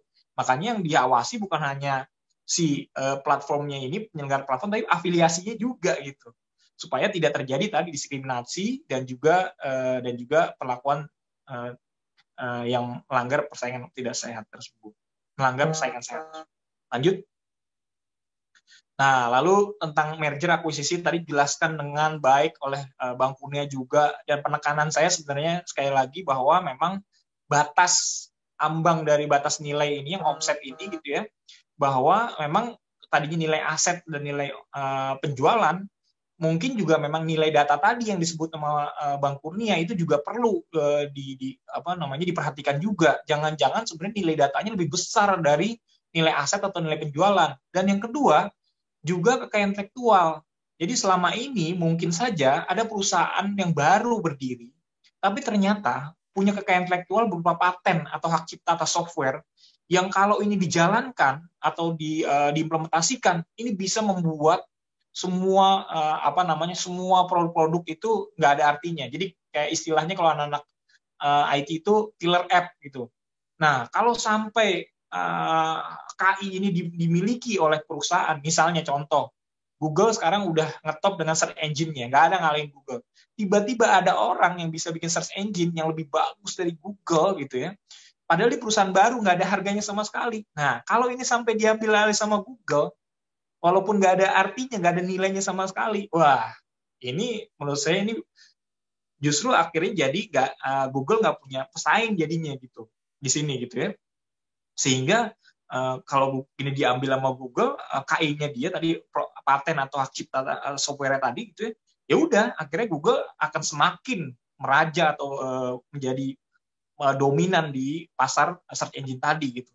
Nah, ini kan juga akhirnya perlu diperhatikan gitu. Jadi bukan soal nilai aset atau nilai penjualan omsetnya gitu, tapi ketika KI-nya ini punya nilai yang luar biasa bagi si orang yang mengambil alih, ini kan juga perlu jadi akhirnya jadi pertimbangan. Lanjut. Ya, inilah kemudian tadi saya bilang, ya saya harap KPPU juga akhirnya bisa meningkatkan pemahaman pengetahuan tentang valuasi data dan KI dalam rangka ini, dan juga kami harap juga bisa bekerja sama dengan lembaga yang berwenang untuk memastikan merger atau akuisisi tidak melanggar pelindungan data pribadi. Karena sekali lagi tadi data pribadi ini nantinya akan punya undang-undang sendiri, undang-undang perlindungan data pribadi, di mana kalau merger, akuisisi segala macam nggak bisa sembarangan dengan data pengguna yang dihimpun sama perusahaan awalnya gitu. Karena untuk perpindahannya segala macam ini juga harus ada izin dan segala macam prosedur. Terima kasih. Baik, terima kasih banyak Pak Ari atas pemaparannya. Mungkin mengingat waktu, kita langsung izin Pak Ari dan Pak Kurnia, saya langsung membacakan pertanyaan-pertanyaan. Tapi untuk Bapak Ibu, karena pertanyaan cukup banyak, kami usahakan untuk semaksimal mungkin menjawab pertanyaannya ya. Yang pertama, ini pertanyaan diajukan kepada Bapak Kurnia dari Nurlaili Fitria. Pertanyaannya, bagaimana Pak sebenarnya cara mencegah sebuah perusahaan untuk tidak melakukan izin usaha yang menggunakan jalur yang tidak sehat atau bisa dibilang instan?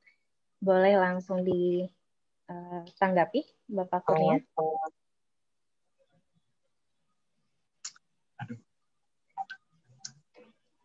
Bagaimana mencegah agar pelaku usaha tidak memanfaatkan izin yang instan ya, atau ya. Nah, ini berarti kan ini ya lebih banyak menggunakan lobby-lobby ya. Nah, ini kan ya tentu ini melanggar hukum administrasi sebenarnya. Jadi menurut aturan kan tidak boleh ada diskriminasi terhadap semua pelaku usaha. Namun kalau KPPU kalau mengetahui itu misalnya ada diskriminasi, kita untuk pemerintah itu kewenangan kita memberi saran dan pertimbangan. Betul. Kita hanya bisa sampai di situ. Jadi kita nggak bisa memeriksa pemerintah, ini sesama lembaga negara itu kita nggak bisa. Jadi kebijakan-kebijakan pemerintah kalau tidak sesuai itu kita bisanya cuma memberikan saran dan pertimbangan. Demikian jawaban saya. Baik, terima kasih Pak. Saya lanjutkan. Semoga tadi jawabannya sudah jelas ya Ibu Nurlaili. Oke, langsung pertanyaan kedua dari Bapak Hendra Manurung. Pertanyaannya kepada Pak Ari. Pak, bagaimana sebenarnya menjamin keamanan platform di era digitalisasi informasi ini, sementara di Indonesia masih sering ditemukan, seperti permainan harga atau penumpukan barang, dan menjatuhkan kompetitor lain. Apalagi tidak ada institusi atau lembaga yang disiplin ketat mengawasi free market atau unfair competition ini. Silakan Pak Ari, boleh langsung ditanggapi.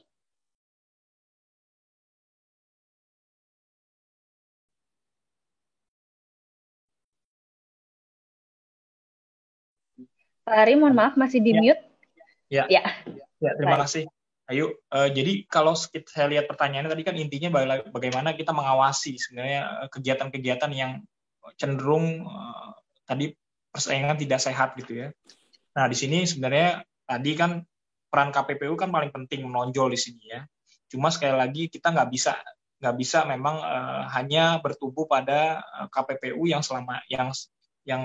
sumber dayanya juga terbatas, kemudian lingkupnya juga mungkin ada batasan.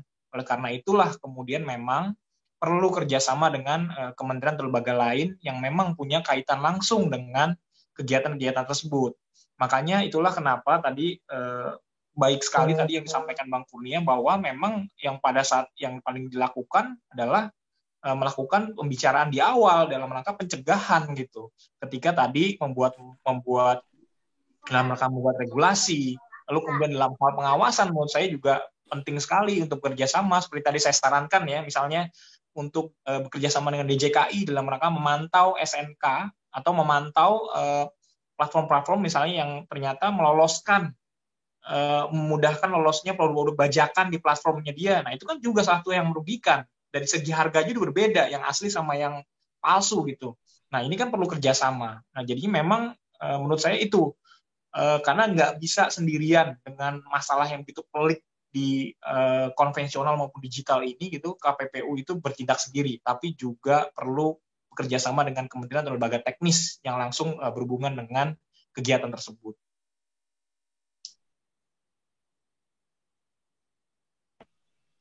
Baik, terima kasih Pak Ari. Pertanyaan kepada Pak Ari lagi. Ini pertanyaannya bagaimana Pak untuk cara penyaringan agar tidak terjadinya kecurangan atau ketidakadilan di dalam berusaha untuk di era digital ini. Mungkin bisa dibantu juga untuk Pak Kurnia. Mungkin Pak Ari terlebih dahulu. Iya, tadi kalau ya ini kan sangat umum ya pertanyaannya tentang bagaimana menghindari kecurangan itu ya. Maksud saya tentu setiap pihak harusnya memahami aturan-aturan dasarnya, bahwa ketika mereka berusaha bahwa aturannya seperti ini, aturan persaingan usaha ada seperti itu, aturan perlindungan konsumen ada, aturan perlindungan data juga ada yang masih berserak namun nanti akan ada undang-undangnya khusus, aturan-aturan tentang misalnya produk-produk asli dan bajakan ada undang-undang hakinya segala macam gitu ya.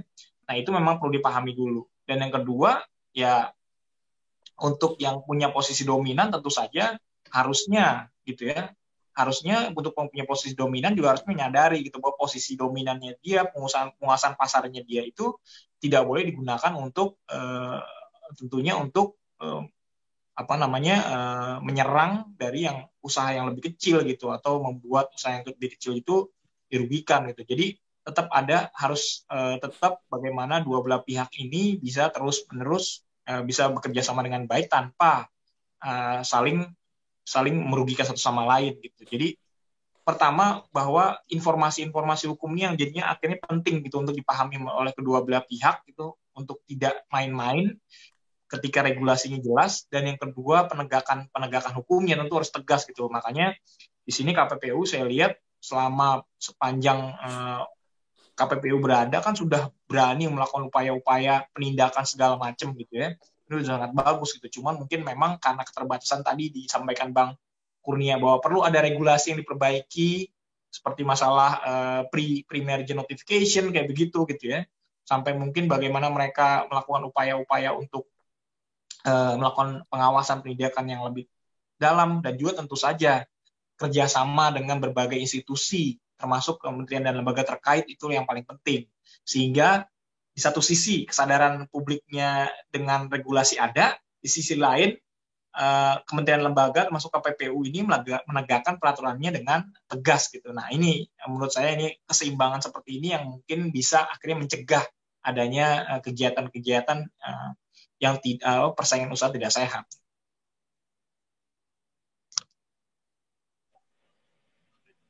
Baik, terima kasih Pak Ari.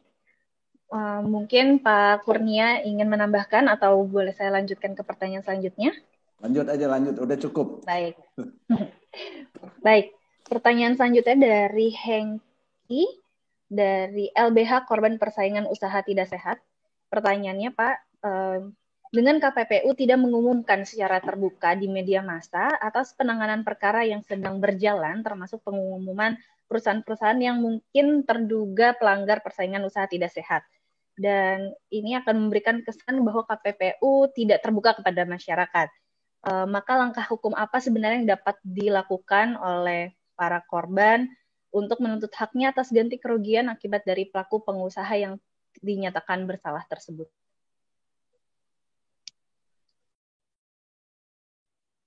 Ke siapa nanyanya? Pertanyaan diajukan kepada Bapak Kurnia. Mohon maaf sebelumnya, Pak. Gini, jadi kita bukan kalau dalam proses penyelidikan ya, memang kita agak tertutup. Jadi kita karena kan kalau masih dalam tahap penyelidikan itu belum tentu salah pelaku usahanya. Sementara kalau kita sudah publish, asumsi orang seolah-olah dia udah salah aja tuh. Nah, ini kan sensitif. Nah, kita harus menyadari juga bahwa pelaku usaha ini bagian yang nggak bisa terpisahkan dari negara. Nggak ada satu negara pun maju tanpa pelaku usahanya yang unggul, yang maju. Itu. Jadi kita membutuhkan pelaku usaha yang unggul, gitu ya. Dan memang banyak pelaku usaha kita yang belum unggul. Nah, itu harus kita sama-sama kita mensupport bagaimana supaya mereka maju. Karenanya kita mengambil kebijakan sebelum masuk ke pemeriksaan, ke persidangan, maka kita tidak banyak bicara ininya. Karena kan belum tentu salah, nanti dampaknya besar terhadap pelaku usaha itu. Ininya. Jadi kalau dia mau pinjam duit di bank bisa nggak dikasih itu, ada berita itu ya. Kalau dia jual saham, sahamnya jatuh. Mungkin mau kerjasama dengan pelaku usaha lain bisa batal tuh kalau diperiksa. Nah, karenanya itu kenapa kami kalau pada tahap awal, tahap penyelidikan itu tidak mempublikasikan. Tapi kalau waktu sidang itu terbuka untuk umum. Itu jadi nggak ada masalah itu ininya karena masyarakat akan tahu. Nah, sebenarnya masyarakat yang merasa dirugikan oleh tindakan pelaku usaha yang curang, ya, yang tidak jujur, yang bersaing secara tidak sehat, bisa minta melapor kepada KPPU, sekaligus minta supaya dikenakan ganti rugi. Itu harus diminta, baru KPPU bisa menjatuhkan ganti rugi kepada pelaku usaha. Tapi kalau korban tidak minta, pelaku usaha nggak bisa, KPPU nggak bisa menjatuhkan ganti rugi. Jadi itu harus diminta oleh yang merasa menjadi korban. Jadi itu satu alternatif. Alternatif lain tentu bisa menggugat lewat pengadilan, gitu. Ini sekarang KPPU digugat, jadi termasuk yang digugat supaya tunduk mungkin. Ini, jadi kami menjatuhkan sanksi kepada Honda dan Yamaha, dan kemudian dikuatkan oleh Mahkamah Agung. Nah, berdasarkan putusan ini, masyarakat yang merasa dirugikan menggugat Honda Yamaha, termasuk KPPU digugat juga, gitu ininya oleh masyarakat. Nah, untuk mendapatkan ganti rugi. Nah, ini tentu berdasarkan perbuatan melawan hukum, ya. Jadi gugatan perdata biasa berdasarkan pasal 1365. Jadi itu yang bisa dilakukan oleh pemerintah. Demikian jawaban saya. Sedikit tambahan bisa, Mbak? Halo. Ya, halo. Bisa nambah dikit nggak ke Pak Kurnia? Oke, baik. Silakan dengan Pak siapa?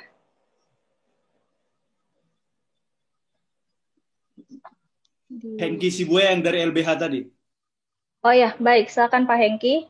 Kebetulan Pak Kurnia, kita yang menggugat itu Pak Kurnia, Honda dan Yamaha, kita juga gugat KPPU-nya.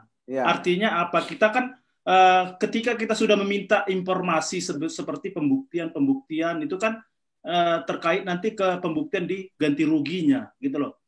Supaya KPPU minimal kan bisa mensupport kami dengan bukti. Nah, apa tujuannya? Tujuannya adalah untuk memberikan efek jera kepada para pengusaha. Karena dendanya itu cuma 25 miliar. Gitu loh. Sementara itu kan masuk ke negara. Nah, masyarakat dapat apa? Kan masyarakat yang beli, Pak, bukan negara yang beli. Masyarakat ada di markup 2-3 juta tuh. Tiba-tiba negara yang dapat lah. Masyarakat yang membeli tahun 2014 itu dapat apa? Masa dapat doa? Gitu loh, Pak. Iya. Saya kira ini sangat bagus. Saya malah terima kasih kepada LBH ini ya, ininya karena oleh karena itu Pak, makanya kami juga pingin untuk putusan-putusan dipublish loh Pak. Kalau putusan sudah begitu putus dipublish di webnya KPPU. Artinya kalau nanti itu sudah dipublish, nanti kan kita bisa akan ajukan hal-hal yang sama, termasuk ini Garuda kita sikat juga. Iya. Iya, baik. Terima kasih Pak Hengki. Kalau sudah diputus kita langsung publish di webnya kita, itu langsung putusannya itu. Walaupun belum final. Jadi diputus KPPU langsung kita taruh di web itu. Jadi masyarakat bisa. Begitu juga proses persidangan itu terbuka. Memang kalau COVID ini terbukanya paling lewat YouTube. Tapi kalau mau masuk ke Zoom-nya lapor, mengajukan permintaan bisa ikut sidang kita karena terus terang kita banyak sidang Zoom sekarang. Itu lewat Zoom. Itu. Masyarakat bisa ikut, tapi karena Zoom itu memang ada passwordnya, ada ininya, jadi harus minta dan itu diberikan. Baik, terima kasih Pak Kurnia. Ya. Saya lanjutkan pertanyaan selanjutnya. Kembali lagi kepada Bapak.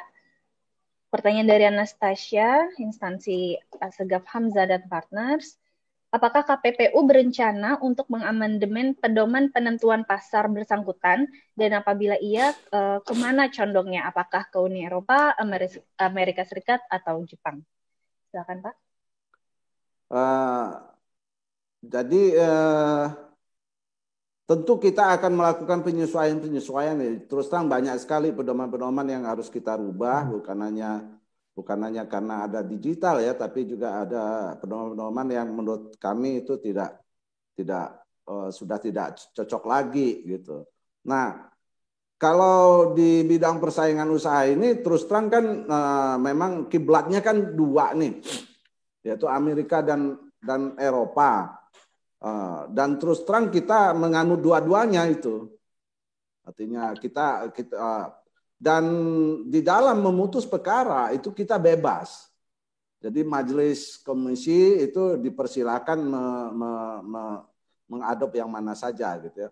Tapi kita ada kecenderungan kita mengikuti OECD ya. Itu karena itu sudah diinikan oleh hampir semua negara. Itu kita ada kecenderungan ke sana ininya. Jadi tidak kepada Uni Eropa, tidak juga ke Amerika, tapi lebih banyak ke OECD.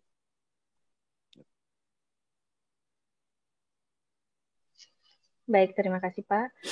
Sebelum melanjut ke pertanyaan selanjutnya, saya mau mengingatkan lagi Bapak Ibu untuk mengisi link feedback atau absen ini karena terkait dengan sertifikat peserta Bapak Ibu. Jadi kami akan mengirimkan sertifikat berdasarkan feedback ke email Bapak Ibu. Baik, selanjutnya ke Pak Ari terlebih dahulu, Pak. Ini ada pertanyaan singkat dari Via. Permohonan untuk dapat disampaikan pandangan Bapak terkait dengan jasa internet campaign atau marketing advertisement dalam persaingan usaha. Silakan Pak Ari. Iya. Oke, Ayu. Ya, kalau menurut saya jadi gini, marketing campaign itu kan sepanjang memang itu dilakukan dalam kerangka bahwa setiap orang mendapat kesempatan yang sama, itu nggak ada masalah menurut saya gitu ya. Dan juga kemudian setiap orang juga diberikan pilihan yang terbuka, itu juga nggak ada masalah gitu. Yang sering jadi ada masalah adalah ketika misalnya ternyata seseorang itu berdasarkan transaksi yang dia lakukan, itu kemudian dia dijudge bahwa dia pasti akan memilih satu produk tertentu gitu, sehingga untuk produk-produk lainnya tidak diberikan pilihan gitu. Nah, ini yang jadi masalah gitu. Itu kan yang selalu jadi masalah ketika campaign-campaign itu akhirnya tertuju sudah dibuat algoritmanya, lalu ada beberapa target pasar yang sudah diklasifikasi, lalu ditembak atau terus-menerus dikasih campaign seperti itu pada target tersebut. Tapi target tersebut di-lock gitu, artinya nggak boleh, tidak bisa mendapatkan informasi di luar dari marketing campaign ini gitu. Nah, ini yang jadi masalah terus, jadi masalah gitu kan. Itulah mengapa kemudian akhirnya si para pengguna ini akhirnya dikotak-kotakkan terus, diberikan informasi yang terarah terus gitu ya, tanpa memiliki kebebasan memilih untuk melihat yang lain gitu. Nah, itu jadi sebenarnya itu seperti itu gitu yang jadi masalahnya. Inilah yang masalah algoritma yang dibuat oleh media sosial, itulah yang kemudian pada akhirnya membuat kita jadi punya pilihan yang terbatas justru. Jadi ketika kita join ke internet, join ke media sosial, karena sudah diarahkan sejak awal berdasarkan transaksi-transaksi histori transaksi yang kita lakukan, termasuk berhubungan dengan siapa, pendapat pandangan politik kita, segala macam gitu. Nah ini kan yang terjadi ketika kampanye atau pemilihan presiden di Amerika waktu itu gitu kan, antara Trump sama Clinton gitu ya, Hillary Clinton. Jadi udah ketahuan orang-orangnya, pihak-pihaknya, lalu dibombardirlah orang-orang yang pro si A dengan hoax segala macam karena udah ketahuan gitu. Jadi kampanyenya bukan sekedar marketing campaign lagi, tapi udah political campaign gitu, seperti itu. Nah, jadi ini yang sebenarnya jadi masalah gitu. Jadi kalau misalnya tadi kan gini, saya bilang kan ada alasannya biasanya Anda kan gratis pakai media sosial, pakai platform segala macam. Saya bilang nggak gratis, kita bayar kok. Kita bayarnya pakai data kita gitu, pakai data transaksi kita, pakai data aktivitas kita gitu. Itu kita nggak gratis, makanya sebagai konsumen harusnya kita berhak untuk mendapatkan informasi yang komprehensif, bukan diarahkan pada informasi tertentu atau kampanye marketing tertentu gitu. Itu sebenarnya kayak begitu. Nah, inilah sebenarnya tadi makanya saya sampaikan ini peran dari KPPU, mungkin bekerjasama juga dengan Badan Perlindungan Konsumen Nasional supaya hal seperti ini jangan sampai terjadi penyalahgunaan gitu. Karena kalau sampai kejadian bahwa ada platform yang bikin produk juga, nah bisa kejadian kayak begitu. Akhirnya diarahkan kampanyenya untuk sekedar menggunakan produk-produk dari yang dibuat oleh si penyelenggara platform ini gitu. Nah, itu seperti itu contoh. Baik. Terima kasih Pak Ari. Mengingat waktu dan sudah azan maghrib, sepertinya serial diskusi ini harus kita akhiri. Namun sebelum saya akhiri, mungkin ada yang closing statement atau penutupan dari Pak Ari maupun Pak Kurnia untuk pesan-pesan terhadap semua yang mengikuti diskusi kita hari ini. Mungkin didahului oleh Pak Kurnia terlebih dahulu. Baik, terima kasih kepada Pak Ari, juga kepada semua Bapak-Bapak dan Ibu-Ibu sekalian yang mengikuti webinar ini. Memang ini waktunya terbatas ya, jadi kurang bisa lebih ini. Namun demikian mudah-mudahan ini ada manfaatnya, ada informasi-informasi yang lebih lengkap mungkin ya. Dan kalaupun ini masih ada pertanyaan-pertanyaan, tentu bisa ini kan jadi KPPU itu terbuka, ada webnya, ada emailnya, ada media sosialnya yang bisa, bahkan saya pun bisa diakses oleh ini. Nah, biasanya saya nomor telepon saya memang siapa saja bisa punya nomor telepon saya, dan kalau menghubungi saya pasti saya jawab gitu. Demikian, saya minta maaf kalau ada kekurangan. Wassalamualaikum warahmatullahi wabarakatuh. Waalaikumsalam. Baik Pak Ari, kami persilakan Pak. Ya, terima kasih Pak Kurnia khususnya yang telah bersedia untuk membagikan pemaparannya, membagikan penjelasannya, karena memang sekali lagi kami di Kemenparekraf saat ini sedang melakukan analisa riset berkenaan dengan regulasi ekonomi digital ini, dan tampaknya memang paling penting masalah persaingan usaha ini yang tadi juga disampaikan begitu peliknya, begitu kompleksnya gitu, sehingga kami punya harapan besar gitu di sini sebenarnya KPPU pada akhirnya bisa berperan lebih besar lagi, tentunya dengan segala keterbatasan saat ini maupun nantinya mungkin punya upaya-upaya untuk melakukan revisi, kemudian melakukan juga pembenahan regulasinya gitu, sehingga bisa bergerak lebih lincah lagi gitu. Karena sekali lagi ini penting sekali bahwa bagaimana konsumen dilindungi, data juga dilindungi gitu, itu sangat hal yang penting, sehingga nantinya masalah persaingan usaha tidak sehat ini bukan soal bagaimana barang dan jasa saja gitu, tapi bagaimana si konsumen ini yang punya datanya, yang punya menggunakan layanan tersebut yang tadinya dianggap gratis tapi ternyata kita bayar data kita, itu bisa terlindungi semua. Jadi sekali lagi terima kasih sudah dapat gambaran awal. Mudah-mudahan nanti kita bisa terus melanjutkan diskusi-diskusi di luar dari diskusi ini. Terima kasih. Terima kasih Pak Ari. Baik, Bapak Ibu hadirin sekalian, kita harus mengakhiri diskusi hari ini. Sekali lagi terima kasih banyak kepada Pak Kurnia Toha atas waktunya Pak dan ilmu-ilmunya yang sudah dibagikan kepada kami. Ya. Dan Pak Ari, terima Semuanya. kasih sudah menyelenggarakan kegiatan ini. Sampai berjumpa di regulasi ekonomi digital selanjutnya. Dan terima kasih Bapak Ibu hadirin sekalian yang sudah meluangkan waktunya nih mengikuti sampai acara selesai. Dan kita berharap tentunya semoga segala yang kita terima hari ini dapat memberikan manfaat sebaik-baiknya, bukan hanya untuk kita, tapi untuk semua dan khususnya masyarakat di Indonesia. Baik, Bapak Ibu, sampai bertemu di regulasi ekonomi digital selanjutnya. Saya Ayu, mohon maaf apabila masih ada yang kurang berkenan, baik kata-kata maupun perbuatan. Saya dan semua undur diri. Terima kasih. Wassalamualaikum warahmatullahi wabarakatuh. Waalaikumsalam. Mohon Terima izin kasih semuanya. Kurnia. Ya, sama-sama. Terima kasih, Bang. Sip. Kapan-kapan ngobrol lagi, Bang. Siap. Siap. Kasih, Mari. Bang. Yuk, kasih, Bang. Di sini berarti. Ini rapiin lagi ya. Di sini berarti. Kalau ditanya dampak nggak terdampaknya untuk Moguskop, saya sebutnya ini Moguskop kan, kaget ya. Apa sih kayak istilahnya tuh shock aja. Jadi semua tuh pada berhenti semua gitu kan. Cara kerjanya beda mungkin ya sama mungkin usaha kreatif yang lain gitu kan. Karena sebagai seniman tuh apalagi instalasi dan rajutan, namanya tuh butuh proses yang emang lama. Dari dulu saya untuk membuat suatu karya itu pasti nyicil. Makanya tuh kegiatan merajut terus menerus gitu, karena selain di rumah juga ada saya mengerjakan bersama, ada ibu-ibu yang membantu saya dalam mengerjakan rajut. Untuk sekarang sih sekitar ada 4 tempat ya. Di Sorogenen, terus udah gitu di daerah Minomartani, di Kaliurang, terus ada yang di Bantul juga gitu.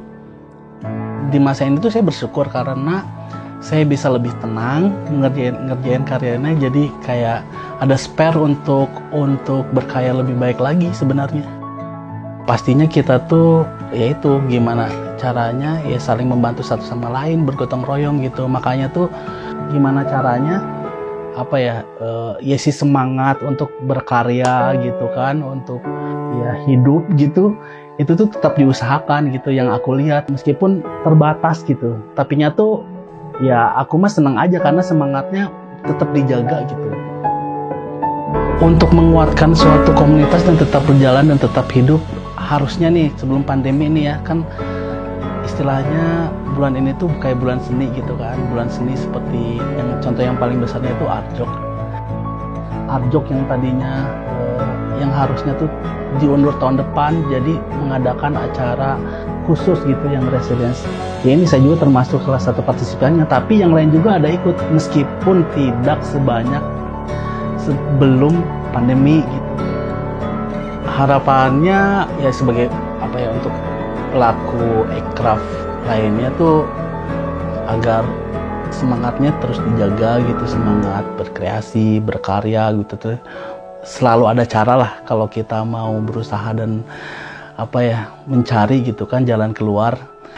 Ya mengajak semua untuk sama-sama bersinergi untuk memajukan Indonesia menjadi lebih baik.